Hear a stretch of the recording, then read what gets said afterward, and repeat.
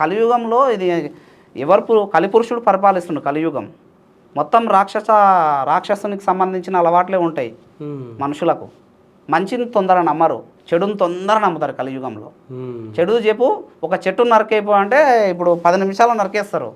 మరి ఆ చెట్టును పెంచమని చెప్పు, ఎన్ని రోజులు పడుతుంది? జనరల్గా కూడా ఒక చెట్టును మనం పెంచాలంటే ఎంత టైం పడుతుందో చూడండి.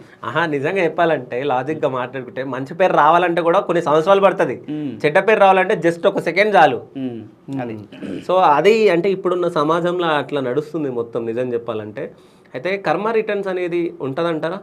రిటర్న్స్ అంటే ఇప్పుడు మనం ఏదైనా ఏది చేస్తామో అది తర్వాత మనకు రిటర్న్ అవుతుంది అనేది. ఇప్పుడు నువ్వు పాపం చేస్తే ఆ పాపం ఎప్పటికున్నా నీకు శిక్ష ఉంటుంది. కర్మ అంటే ఏదైనా క్రియ చేయటమే. మంచి ఉండొచ్చు, చెడు ఉండొచ్చు. చెడైనా అకౌంట్లో పడుతుంది, మంచి అయినా అకౌంట్లో పడుతుంది. ఓకేనా? ఇప్పుడు ప్రస్తుతం ఈ ప్రారంభంలో ఏ పూజలు చేయకుండా కొంతమంది సుఖంగా ఉంటారు. ఓకేనా? వాళ్ళు ఏంది, సంచితలో వాళ్ళకి పుణ్యం ఉంటుంది, సంచిత కర్మలో పుణ్యం ఉంటుంది. కాబట్టి ఆ పుణ్య కర్మ ఫలితం ఇప్పుడు పూజలు చేయకుండా సుఖంగానే ఉంటారు వాళ్ళు. ఆ కర్మ ఫలితం అయిపోయింది అనుకో, కథ వాళ్ళకి అప్పటి నుంచి స్టార్ట్ అవుతాయి కష్టాలు. ఇంకెట్టుంటుందో తెలుసా? అందరూ ఇంకా వాళ్ళు తట్టుకోలేరు. ఇంకా యాక్చువల్గా కష్టం వస్తున్నప్పుడు దాన్ని భరించాలి, అది కర్మ.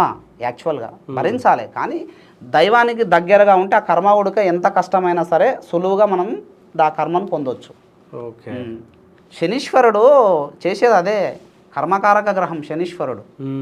ఆయన అదే ఛాన్సులు ఇస్తూ ఉంటాడు. అరే చిన్న చిన్న తప్పులు చేస్తుంటే చిన్న దెబ్బలు తలగడం, చిన్న జ్వరాలు రావటము, టైఫాయిడ్ జ్వరాలు రావటం ఇలాంటివి పెడుతుంటాడు. అర్థం చేసుకొని నేను ఏదో తప్పు చేస్తున్నా అని సరి చేసుకుంటే కథం, అప్పటికి ఆయన ఆశీర్వాదం ఇస్తాడు, ఎమ్మటే ఇస్తాడు ఆయన.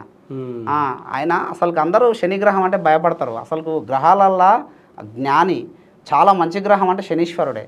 కాకపోతే ఏముంటుందంటే ఒక చిన్న దెబ్బ కొడతాడు. ఫస్ట్ దెబ్బ కొట్టినంత మాత్రాన అబ్బా అనాలేలే, కానీ అబ్బా ఇదే నాకు ఇంత పెద్ద గండం అనుకోకూడదు. అది ఒక దెబ్బ కొడతాడు, ఆ దెబ్బకు 2 రకాల ఆశీస్సులు ఇస్తాడు ఆయన.